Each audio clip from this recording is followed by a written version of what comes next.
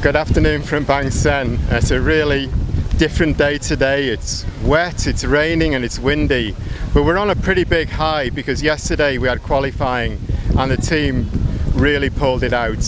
The conditions changed. It started raining at the start of Q1, then it stopped, and the Q2 session was really dramatic. So we're going to start with Martin because he planted it on pole, but there's a big story to this, so let me ask Martin to run through it. Right. Yeah. Thanks. You said that the session was planted and that I planted it on pole, but the car was everything but planted. It was a very hectic one and really tough in terms of like overall conditions. It was kind of completely wet in the beginning of my stint, and it was drying at a very rapid pace. I think the track, maybe because it's a street, the surface of it's super like porous, so the water just disappears.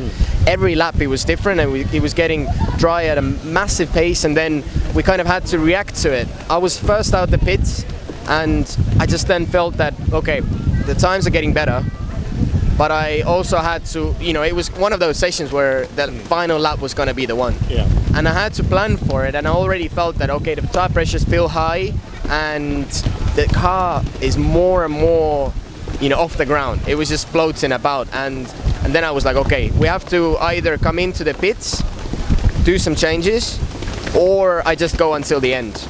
And we took that gamble and we pitted. So it was basically one of those all or nothing moments, and it paid off. Right. Thank you. Yeah. Right, Duarte, when you were talking with Martin on the radio, then you made a decision to come in, change the tyre pressures, and it was pretty tight. I believe you had about 15 seconds before the checkered flag. So can you just talk us through how you came to the decision and then how you managed to get him in, manage the gaps to get him in and back out again, please? Well, the whole session, every lap we went to P1, and then next lap, every lap, as Martin was saying, times were getting quicker and quicker and quicker. So we went up to the stage where we were, 4 or 5 laps left available, and Martin saying, shall we do something? I just look at the clock, and that's 5 minutes to go, and his first sector is already down, so we just make the decision together to bring him in, quick change in the pressures. He goes out, and I just let him know straight away, it's going to be a one lap wonder. He's just got one shot, you got to do it, and he managed to push from the way out on the out lap, and just did the job, as you expect from a pro driver like Martin. So when you came to change the tyre pressures, have you done this before? What do you mean? Sorry, in circumstances like this where you have to come in very fast, change the tyre pressures on a car, have we done it with the team before, or is this something new? No, to be honest, I think these conditions is the first time over all these years that it really happens.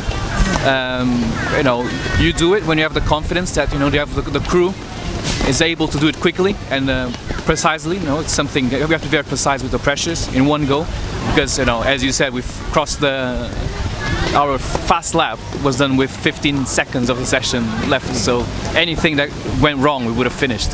So we have the confidence that we could do it, we have the confidence that we would be able to do it, and in the end, I think pole position, our first one here.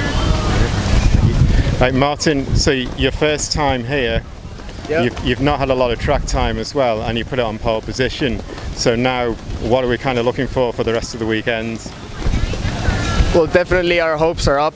It's going to be difficult and definitely it's going to be challenging, as challenging as ever for us to come out on top, but that's what we're going for, and basically the game plan is to pull a gap as long as possible, and then hope for the pit stops, and after the pit stop to work out. It's definitely difficult to overtake here, so being on pole for Sunday's race is definitely key, and then it's all about building the gap, and then it will probably come down to the last laps. And on Saturday, I think Sandy's third position to start with, after somewhat disappointing qualifying, I think he still did a good job with still warming up the tyres and still getting P3 before it started raining. I think he has a very good chance of getting through and then building a gap and then kind of building it on from there. So I think we just have to drive every lap like 110%, and then we can keep the hopes up. And I think we can do it. Okay, Daniel, first time in the Evo here, the conditions were pretty mixed. What was it like out there for you? I don't think we could have got worse timing for the rain, to be honest, because quite literally as we left the pit, I sort of thought, oh, it's looking a bit sketchy, it may start to rain, and halfway around that lap the rain started and the clock was already running, so I realised very quickly that the rain was coming in fast and that was going to be the lap. So I had to try and get something out of that lap on cold tyres, cold brakes, and still keep it on the track. And as soon as it came past the line the second time round, the rain had intensified and there was no real chance of doing a second quick lap. So Sandy and I both literally had one lap on the out lap to try and set a time, and Sandy sort of attacked it a lot harder. It caught me by surprise, so I didn't do a great lap because it was supposed to be just my warm-up lap. So it was a bit challenging. I did come in, put the wets on to go out for a couple of laps just to feel what the circuit was like. But honestly, after a lap, we sort of went, no, it's not worth the risk. Just bring it in, hand the car to Henk, let him manage P2 and see what happens. But the conditions this week are really, really different to what we've expected or experienced here before. And we've never had rain here before. We've never had wind like this before. Yeah. So it's a big learning curve. But everyone's still massively excited and really looking forward to the races. And I think both cars, especially with the Pro car and their quali performance, we're both here to win. So we're both positioned to try and give it a go. So first time here in the Evo, you're feeling a big step over the Ultra here? Massive. My first practice session in the car here, I matched my quali time from last year. And that was being relatively conservative. New car, new circuit, getting to feel for it. So the car itself is fantastic. And chatting to Michael about what's the best way to deal or approach the setup on the car and make it predictable and I won't say comfortable, because there's nothing comfortable about lurching and bumping and jumping and all the rest, but the car is very, very predictable with the circuit, and it's just a question of getting more confidence with the new car here, but really, really enjoying it. Okay, thank you. Right, Michael, just to you, that was pretty difficult qualifying sessions. You're pretty happy with the guys? Yeah, well, like the others said already, it was not expected to, well, we didn't expect it to rain already on lap 2. We know that rain was coming, but with all the delays we had on track, so it took us a little bit by surprise.